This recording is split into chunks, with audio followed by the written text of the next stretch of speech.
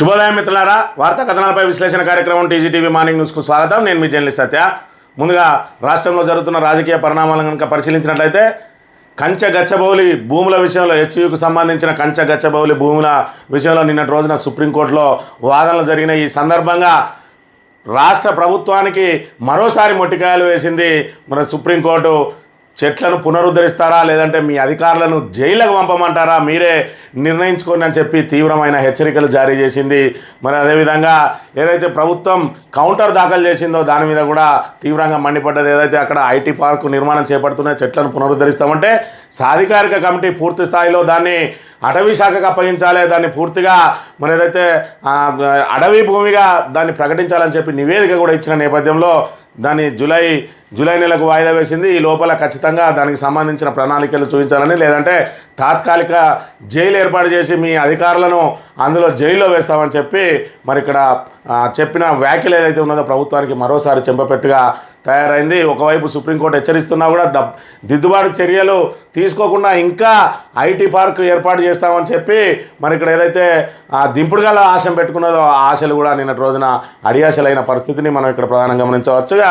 సింగరేణికి సంబంధించి RG3 division పరిధిలోని OCP2 దాని పక్కనే డంప్ యార్డ్ పక్కన ఉన్నటువంటి కెనాల్ను మరి ఇక్కడ ఏదైతే దారి మళ్లించే ప్రయత్నంలో భాగంగా మరి నిన్నటి రోజున ఆ కెనాల్లో నాగపల్లి గ్రామానికి అతి సమీపంలో మరి నిబంధనలకు విరుద్ధంగా బ్లాస్టింగ్ ఏదైతే జరిగిందో ఆ బ్లాస్టింగ్ నాగపల్లిలో విధ్వంసం సృష్టించింది. సుమారు 70 నుంచి 80 ఇళ్ల వరకు పూర్తిగా వాటికి ఆ రేకులు అయితేంది, ఆ గూన అయితేంది, అవన్నీ కూడా ధ్వంసమైన పరిస్థితి. మరి ఇక్కడ ప్రాణాపాయం జరగలేదు కానీ కొంతమందికి మరి బండల ద్వారా గాయాలు కూడా అయిన పరిస్థితి. మరి ఇక్కడ సింగరేణి అధికారులు ఇంత నిర్లక్ష్యంగా మరి బ్లాస్టింగ్లను మరి ఏదైతే జనబాహుల్యంలో బ్లాస్టింగ్ చేసి భయభ్రాంతులకు గురి చేసి ఈరోజు మరి ఇంతమందికి మానసిక వేదనకు గురి చేసిండ్రు, ఆర్థికంగా నష్టం చేసిండ్రు. మరి దీని మీద అక్కడ గ్రామస్తులందరూ కలిసి రాస్తారోకో చేయడం, అదేవిధంగా GM వచ్చి మరి ఇక్కడ క్షమాపణలు కోరడం, అదేవిధంగా ఏవైతే ధ్వంసమైన ఇండ్లు వాటన్నిటిని కూడా పునరుద్ధరిస్తానని చెప్పి హామీ ఇవ్వడంతో రాస్తారోకోను విరమించిండ్రు. ఏదేమైనా కూడా సింగరేణి సంస్థ మరి ఇక్కడ ఏదైతే ఆ జనాల సంచారానికి సమీపంలో ప్రజల ప్రాణాలను కూడా మరి ఇక్కడ పణంగా పెట్టి బొగ్గు ఉత్పత్తి కోసం మరి అలా పనుల కోసం ఈ రకంగా ఇబ్బందులకు గురి చేస్తూ ఉన్నది. ఇప్పటికే భూ నిర్వాసితులందరూ కూడా సింగరేణి దుమ్ము ధూళితోటి రోగాల బారిన పడుతూ ఉంటే కొత్తగా వీళ్ళు జనబాహుల్యంలోనే మరి ఇక్కడ బ్లాస్టింగ్లు పెట్టి మరి ప్రాణాలతోటి ఆ చిలగాటం ఆడుతున్న పరిస్థితిని కూడా మనం ఇక్కడ గమనించవచ్చు. నిన్న రోజున సరస్వతి పుష్కరాలను ముఖ్యమంత్రి రేవంత్ రెడ్డి ప్రారంభించిండ్రు ఘనంగా. మరి అదేవిధంగా పుష్కరాల ప్రారంభ సమయంలో ఏదైతే పెద్దపల్లి ఎంపీ మరి కాళేశ్వరం పెద్దపల్లి ఎంపీ పరిధిలోకి వస్తుంది, ఆ పెద్దపల్లి ఎంపీ ఫోటో మరి కనీసం ఫ్లెక్సీలలో ఏర్పాటు చేయలేదు. దేవాదాయ శాఖ అధికారికంగా మరి ఏర్పాటు చేసిన ఫ్లెక్సీలో ఎక్కడ వేయలేదు, ఆయనకు ఆహ్వానం అందలేదు. దాంతో ఆయన అనుచరులు నిన్నటి రోజున పెద్ద ఎత్తున నిరసన కార్యక్రమం తెలియజేసిండ్రు. అక్కడ రేవంత్ రెడ్డి గారు మాట్లాడుతున్న సమయంలో వీళ్ళందరూ కూడా మరి ఇక్కడ దళిత ఎంపీని మరి ఇక్కడ ఆహ్వానించరా, మరి ఇంత ఎంపీ అంటే ఇంత చులకనా అని చెప్పి మరి సాక్షాత్తు అధికార పార్టీ మరి ఇక్కడ ఎంపీ వర్గీయులే ఈ విధంగా జరుగుతున్నది. మంత్రిలో మరి ఎంపీని తొక్కి పెడతా ఉన్నారు. మరి ఇక్కడ దుద్దిల్ల కుటుంబానికి కాకా కుటుంబానికి మధ్యలో విభేదాలు మరి తీవ్ర స్థాయిలో ఉన్నాయి. ఈ నేపథ్యంలో పూర్తి స్థాయిలో మరి ఎంపీని కనీసం మంత్రిలో ఏ కార్యక్రమానికి ఆహ్వానించకుండా చివరకు మరి ఇక్కడ రాష్ట్ర ప్రభుత్వం ప్రతిష్టాత్మకంగా తీసుకున్నటువంటి మరి ఇక్కడ సరస్వతి పుష్కరాల్లో సైతం ఆయన పేరు కూడా కనిపించకుండా, ఆయన ఫోటో కనిపించకుండా మరి దేవాదాయ శాఖ అధికారులకు మరి ఆదేశాలు వెళ్ళినాయి. దాంతో ప్రోటోకాల్ ప్రకారం ప్రతిపక్ష పార్టీ ఎంపీ అయినా కూడా ఫోటో వేయాల్సి ఉంటుంది, ఆహ్వానించాల్సి ఉంటుంది. కనీసం ఆహ్వానం లేదు, మరి ఇక్కడ ఫోటో వేయలేదు. దళిత ఎంపీని ఇంత ఘోరంగా అధికార పార్టీకి సంబంధించిన దళిత ఎంపీకి ఏ విధంగా ఘోర అవమానం జరుగుతూ ఉన్నది మంత్రి నియోజకవర్గంలో అనే విషయాన్ని మనం ఇక్కడ ప్రధానంగా గమనించాలి. వార్తా కథనాన్ని కనుక పరిశీలించినట్టయితే కంచెను పునరుద్ధరిస్తారా, జైలుకి వెళ్తారా, డజన్ బుల్డోజర్లు తెచ్చి వేల చెట్లను కూల్చేస్తారా, వారాంతాన్ని అనుకూలంగా మలుచుకుంటారా, పక్కా ప్లాన్తోనే ఇదంతా చేశారని తెలుస్తున్నది. అడవిని అక్కడ ఎలా పునరుద్ధరిస్తారో చెప్పండి, లేదంటే CS అరడైన అధికారులు జైలుకే. సుప్రీంకోర్టు ద్విసభ్య ధర్మాసనం తీవ్ర హెచ్చరిక, కంచెగచ్చబౌలి విచారణను జూలై 23కు వాయిదా అని చెప్పి మరి ఇక్కడ CJIగా బాధ్యతలు చేపట్టిన తర్వాత మరి ఆయన బెంచ్ మీద నడుస్తున్నటువంటి కంచెగచ్చబౌలి వ్యవహారం నిన్నటి రోజున బెంచ్ మీదకి వచ్చింది. మరి ఈ సందర్భంగా మరి ఏదైతే కంచెను మరి ఇక్కడ ఏదైతే చెట్టును నరికేసారో వాటిని పునరుద్ధరిస్తారా లేదంటే మీ అధికారులను జైలుకు పంపమంటారా మీరే నిర్ణయించుకోండి అని చెప్పి మరి ఇక్కడ చెప్పిన పరిస్థితి. ఏదైతే వారాంతపు అంటే కోర్టుకు సెలవులు ఉన్న దినాలను చూసుకొని మరి 3 రోజులు వరుసగా సెలవులు వచ్చినాయని చెప్పి ఆ 3 రోజులలో డజన్ బుల్డోజర్లను తీసుకొచ్చి వేలాది చెట్టును ఎందుకు తొలగించాల్సి వచ్చింది? మరి మీరు నిజంగానే మీరు చేసేది రైట్ పని అయితే మరి సోమవారం నుంచి శుక్రవారం వరకు ఎందుకు చేసుకోలేకపోయిందని చెప్పి కూడా తీవ్రంగా మందలించింది. ఏది ఏమైనా చెట్లను పునరుద్ధరించాల్సిందే అని చెప్పి మరి ఇక్కడ తీవ్రంగా హెచ్చరించిన పరిస్థితిని కూడా మనం ఇక్కడ ప్రధానంగా గమనించవచ్చు. ఇప్పటివరకు కూడా ఇంకా ఐటీ పార్కు పెట్టుకుంటామని చెప్పి ఏదైతే ఆలోచన చేస్తున్నదో ప్రభుత్వం, ఆ ప్రభుత్వానికి చెంపపెట్టుగా మారిన అంశాన్ని మనం ఇక్కడ ప్రధానంగా గమనించవచ్చు. కనుమరుగైన అటవీ ప్రాంతం దట్టమైన అడవి 2.60 ఎకరాలు, మధ్య రకం 57.66 ఎకరాలు, ఓపెన్ ఫారెస్ట్ 17.2 ఎకరాలు. మరి ఇక్కడ ఇది మొత్తం కూడా దట్టమైన అటవీ ప్రాంతాన్ని ఆ 400 ఎకరాలలో మరి ఇప్పటి వరకు సుమారు 100 ఎకరాలను మరి ధ్వంసం చేసారు. అందులో మరి ఇక్కడ మధ్య రకం 57 ఎకరాలు ఉంటే దట్టమైన అడవి 2.5 ఎకరాలలో ఉన్నది, ఓపెన్ ఫారెస్ట్ 17 ఎకరాలలో ఉన్నది. దీన్నంతా కూడా ధ్వంసం చేసిరు. ఇదంతా కూడా అటవీ భూమికి అటవీ శాఖకు అప్పగించాలని చెప్పి ఇక్కడ ఉద్దేశపూర్వక విధ్వంసం. ఇది 71 ఎకరాల్లో అడవిని నిర్మూలించారు. నిబంధనలు తుంగలో తొక్కిన సర్కార్, జీవావరణ వ్యవస్థ పూడ్చలేని నష్టం, కంచగచ్చబౌలి భూములపై సిఈసి నివేదిక అని చెప్పి మరి ఇక్కడ సాధికారిక కమిటీ ఏదైతే ఉన్నదో దాన్ని ఖచ్చితంగా అడవిగా పునరుద్ధరించాల్సిందే, అటవీ శాఖకు అప్పగించాల్సిందే. దాని సంరక్షణకు రాష్ట్ర ప్రభుత్వం బాధ్యత తీసుకోవాల్సిందే అని చెప్పి మన నివేదిక అందజేసింది. దాంతో ఇంకా కంచగచ్చబౌలి భూముల మీద మరి ఇక్కడ ప్రభుత్వం పూర్తిగా ఆశలు వదులుకున్నట్టే. అయినప్పటికీ కూడా ఇంకా కూడా ప్రయత్నం ఏదైతే చేసిందో నిన్నటి రోజున మరి ఇక్కడ అదే మాట మీద సుప్రీంకోర్టు ఏ విధంగా అయితే కట్టుబడి ఉన్నదో జైలుకి వెళ్తారా పునరుద్ధరిస్తారా అనేది మరి జూలై 23 లోపు మరి విషయం చెప్పాలి. ఇప్పటికే మరి ఇక్కడ రాష్ట్ర ప్రభుత్వం తరఫున వాదిస్తున్నటువంటి కపిల్ సిబాల్ మన అక్కడ మేము ఆల్రెడీ దీనికి సంబంధించి మొక్కలను నాటుతున్నాము అని చెప్పి కూడా చెప్పడం జరిగింది. అది ఇప్పటివరకు ఒక మొక్క కూడా నాటలేదని కూడా ఏదైతే ప్రతివాదిగా ఉన్నటువంటి లాయర్ చెప్పినా మరి ఇక్కడ వర్షాలు పడడంతో ప్రారంభిస్తామంటే జూలై 23 వరకు దాని మీద మీరు ఏం చర్యలు తీసుకున్నారో నివేదిక ఇవ్వాలని చెప్పి ఆదేశించింది. ఇక ఆర్ ట్యాక్స్ పిడుగాట, కన్స్ట్రక్షన్ కంపెనీలకు కప్పం కట్టాల్సిందే. ముఖ్య నేత బంధువర్గం అనధికార సుంకం. లగ్జరీ విల్లా అయితే ఎస్ఎఫ్టీకి 200, సాధారణ గృహాలు అయితే ఎస్ఎఫ్టీకి 100 రూపాయలు. ఇంతవరకు రాజకీయ పక్షాల్లో ఆరోపణల్లో తరచూ వినిపిస్తూ వచ్చిన ఆర్ ట్యాక్స్ గురించి ఇప్పుడు వివిధ వర్గాలు ఆందోళన చెందుతున్న పరిస్థితులు కనిపిస్తున్నాయి. రాష్ట్రంలో ముఖ్య నేత బంధువర్గం అనధికార సుంకం వసూలు చేస్తున్నాయంటూ కొందరు బిల్డర్లు రాహుల్ గాంధీకే ఫిర్యాదు చేసిండ్రు. ఇప్పటికే మనోనికున్న మరి రాహుల్ గాంధీకి మధ్య తీవ్రమైన అగాధం ఉన్నది. ఇక మరి మీరు ఇట్లా బిల్డర్లు, రియల్ ఎస్టేట్ వాళ్ళు, వ్యాపారులందరూ కూడా ఇంకా రాహుల్ గాంధీకి ఫిర్యాదు చేస్తే మరి రేవంత్ రెడ్డిని కుర్చీలో ఉండనియరా? మరి రేవంత్ రెడ్డి సంపూర్ణంగా ఈ 3 సంవత్సరాలు కూడా ఆయనే కొనసాగాలని చెప్పి మరి ఇక్కడ ప్రతిపక్ష పార్టీలు కోరుకుంటున్నాయి. ఎందుకంటే ఆయన ఇంకో 3 ఏళ్ళు ఉంటే పూర్తిగా కాంగ్రెస్ అంటేనే విరక్తి కలిగి జనం ఇంకా 40-50 ఏళ్ళ వరకు కూడా కాంగ్రెస్ ముఖం చూసే అవకాశం ఉన్నాయి. కాబట్టి మరి మీరు అందరూ రాహుల్ గాంధీకి ఫిర్యాదులు చేసి ఆయనను గద్దె దించితే మళ్ళా కొత్తగా చిట్టైన మరి గుణపాఠం తెచ్చుకొని మరి ఎంతో కొంత పనిచేసే అవకాశం ఉంటే మరి ఇక్కడ ఏదైతే పార్టీని గాడిలో పెట్టే ప్రయత్నం చేస్తారు కావచ్చు. మరి అయినా పూడ్చలేని అగాధం ఆల్రెడీ చేసిపోయిండు రేవంత్ రెడ్డి, చేస్తూనే ఉన్నాడు. మరి అందుకే ఇంకా రేవంత్ రెడ్డి సంపూర్ణంగా ఉంటే కాంగ్రెస్ నిజ రూపం ఏందన్నది మరి దాని విశ్వరూపం ఏందన్నది కూడా ప్రజలకు తెలుస్తుంది. ఈ రకంగా ఆర్ ట్యాక్స్ తోటి మరి ఇక్కడ ఆయన బంధువర్గం అంతా కూడా వసూలు చేస్తూ ఉన్నారని చెప్పి ఏకంగా రాహుల్ గాంధీకే ఫిర్యాదు చేసిండట. ఇక నిన్నటి రోజున ఏదైతే మరి అందాల పోటీల కంటెస్టెంట్లు ఎవరైతే ఉన్నారో వాళ్లకు మరి రామప్ప దేవాలయ దర్శనం కోసం ఇత్తడి పళ్ళాలు ఇత్తడి చెంబులతోటి నీళ్ళు వేసి వాళ్ళ కాళ్ళు కడిగించి మరి టవలతోటి తుడిపించిండ్రో మరి తెలంగాణ మహిళల ఆత్మ గౌరవాన్ని దెబ్బతీసిందని చెప్పి మరి ఇక్కడ పెద్ద ఎత్తున దుమారం రేగడంతో మరి ప్రభుత్వం దాని మీద ఏదైతే పొంతలు లేని సమాధానం చెప్తుంది. ఏదైతే ఈవెంట్ ఆర్గనైజర్ చెప్పినామో వాళ్ళే మరి అక్కడ మేము కాళ్ళు కడగడం లేదు, బురద అవుతుంది అని చెప్పి వాళ్ళకి పళ్ళాలు ఇచ్చినాం. ఇది అనవసరంగా పోయి కాళ్ళు కడిగి తుడిచింది, దీన్ని రద్దాంతం చేస్తారా అని సీతక్క దాన్ని ఏదో కవర్ చేసుకునే ప్రయత్నం చేస్తుంది. మరి నిన్నటి రోజున మరి ఇక్కడ ఏదైతే బీఆర్ఎస్ మహిళా నాయకురాలను అందరూ కూడా మహిళా కమిషన్కు ఫిర్యాదు చేసిండ్రు. ఇక్కడ ప్రభుత్వం క్షమాపణ చెప్పాలి. మహిళల ఆత్మగౌరవాన్ని పెంచుతామని గొప్పలు చెప్పిన కాంగ్రెస్ ప్రభుత్వం తెలంగాణ ఆడబిడ్డలతో విదేశీయుల కాళ్ళు కడిగించడం దేనికి సంకేతం?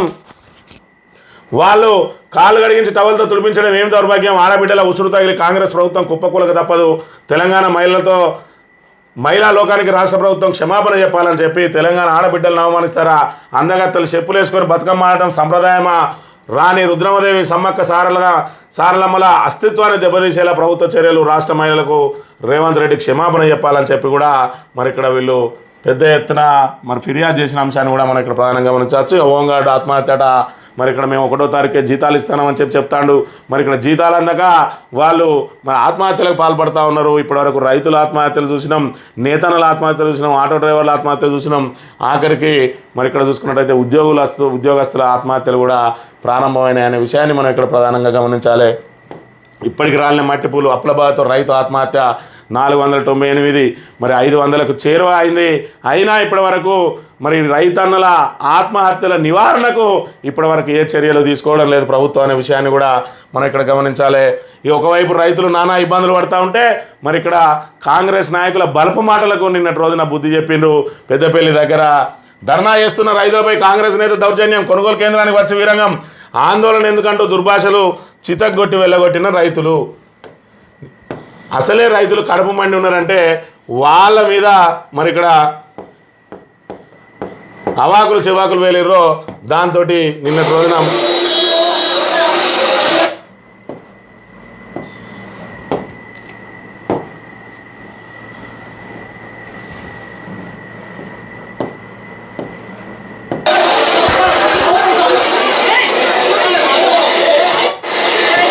ఈ కాఫీ కలరు షర్ట్ వేసుకున్నంతనే కాంగ్రెస్ నాయకుడు మరి ఈయన పోయి రైతుల పట్ల దుర్భాషలాడితే మమ్మల్నే బూతులు తిడతా అంటామని నడి రోడ్డు మీద బట్టలు ఇప్పినంత పనిచేసిర్రు, చితక బాధిండ్రు. మరి ఎవరైతే రైతులు ఇబ్బందులలో ఉన్నారో వాళ్ళను ఇంకా రెచ్చగొట్టే విధంగా మరి ఇక్కడ అధికార పార్టీ నాయకులు మరి ఇప్పటికే రైతులను ఇబ్బందులకు గురి చేస్తూ ఉన్నారని చెప్పి మరి నానా ఇబ్బందులు పడుతూ ఉంటే వాళ్ళ దగ్గరికి పోయి వాళ్ళని బూతులు తిట్టాలని చూస్తే నడి రోడ్డు మీద చితకబాదిన సంఘటన పెద్దపల్లిలో జరిగిందనే విషయాన్ని ఇక్కడ మనం చూడవచ్చు. ఇక భూభారత్ సదస్సులో రైతుల నిరసన. నాడు పొన్నం ప్రభాకర్ ఇచ్చిన హామీని అమలు చేయాలి. నందారం రెవెన్యూ సదస్సును అడ్డుకున్న గ్రామస్తులు. భూభారతి అనేది ఒక పెద్ద భూహారతి కాబోతా ఉన్నది. ఇప్పటికే పట్టాలు అసైన్డ్ పట్టాలుగా అస్తవ్యస్తంగా తయారవుతూ ఉన్నది.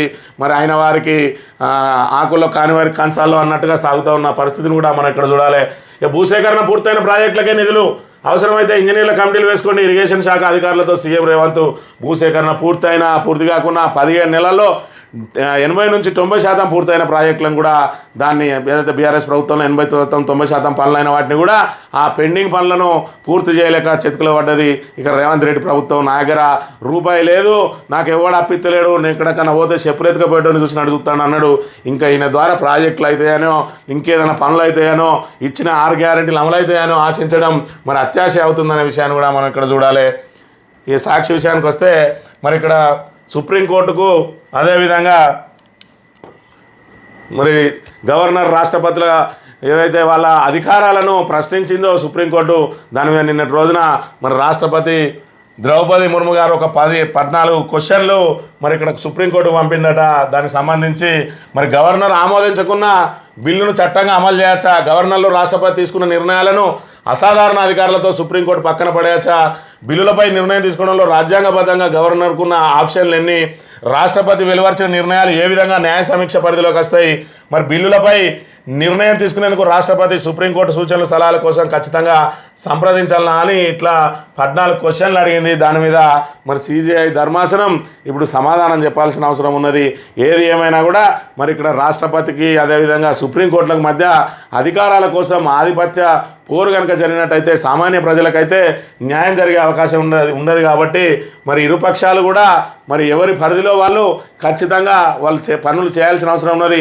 స్పీకర్కు విచక్షణాధికారాలు ఉన్నాయని చెప్పి మరి ఇక్కడ రాజ్యాంగం కల్పించిన హక్కులకు భంగం కలిగించే విధంగా మరి పార్టీ ఎవరైతే ఫిరాయించిందో వాళ్ళ మీద చర్యలు తీసుకోకుండా మరి సంవత్సరాలు మరి వాయిదాలు ఇచ్చుకుంటా దాన్ని సాగదీసుకుంటూ పోతే మరి ఇక్కడ ఖచ్చితంగా న్యాయం జరిగేది ఎప్పుడు? దీని మీద కూడా మరి రాష్ట్రపతి కానీ గవర్నర్లు కానీ ఆలోచన చేయాలి. ఖచ్చితంగా కోర్టులు జోక్యం చేసుకోకుండానే వాళ్ళ పని విధానం ఉంటే మరి మంచిది. ఏది ఏమైనా సామాన్య ప్రజలకు న్యాయం జరిగేలా చూడాల్సిన అవసరం ఇరుపక్షాల మీద కూడా ఉన్నదనే విషయాన్ని మనం ఇక్కడ గమనించాలి.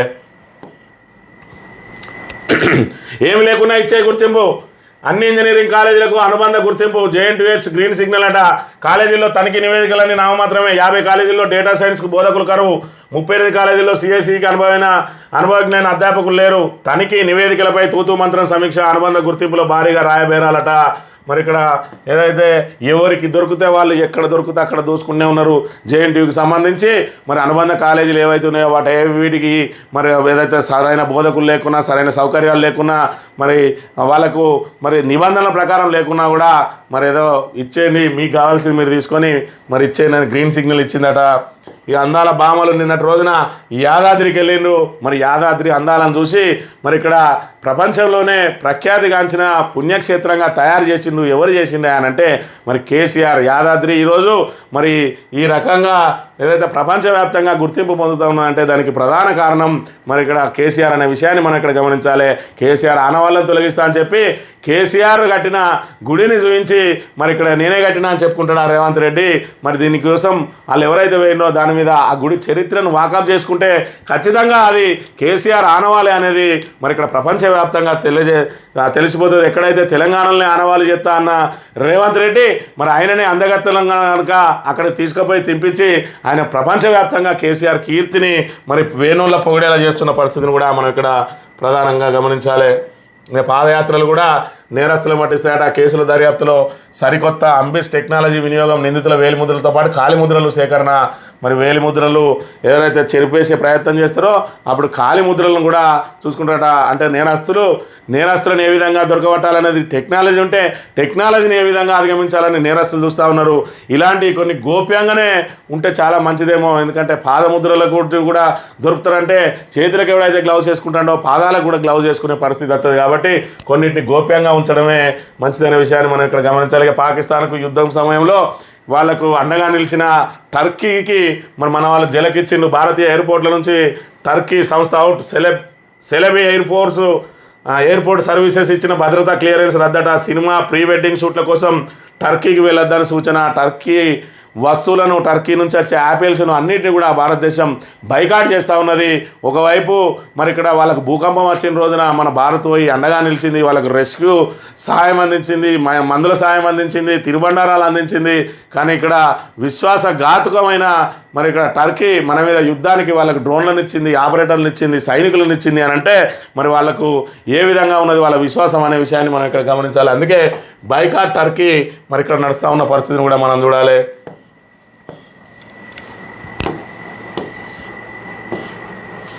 సుప్రీంకోర్టును రాష్ట్రపతి వివరణ కోరడమా? ఇది సుప్రీం సవాల్ చేయడమే.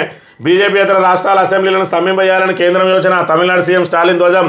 చట్టసభలు ఆమోదించిన బిల్లులపై మీకు అభ్యంతరం ఏమిటి? కేంద్రాన్ని నిలదీసిన వామపక్షాలని మరి ఇక్కడ రాష్ట్రపతి అధికారాలను సుప్రీంకోర్టు ఏ విధంగా అయితే ప్రశ్నిస్తున్నదో మరి ఆమె కూడా 14 ప్రశ్నలు సంధించి దానికి వివరణ కావాలని చెప్పి కోరింది.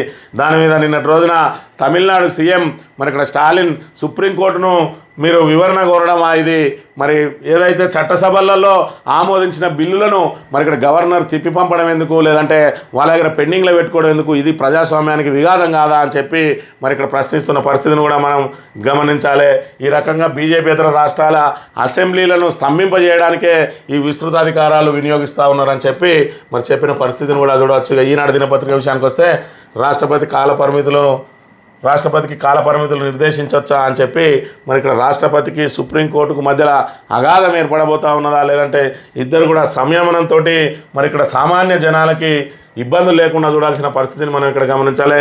ఇక కాళేశ్వరానికి 200 కోట్లతోటి పర్యాటక క్షేత్రంగా కాళేశ్వరాన్ని డెవలప్ చేస్తామని చెప్పి మాస్టర్ ప్లాన్ను సిద్ధం చేస్తే గోదావరి పుష్కరాల్లో పనులు పుడతాడ. సరస్వతి పుష్కరాలకు సంబంధించి మీది మెరుపులు పూసిండ్రు.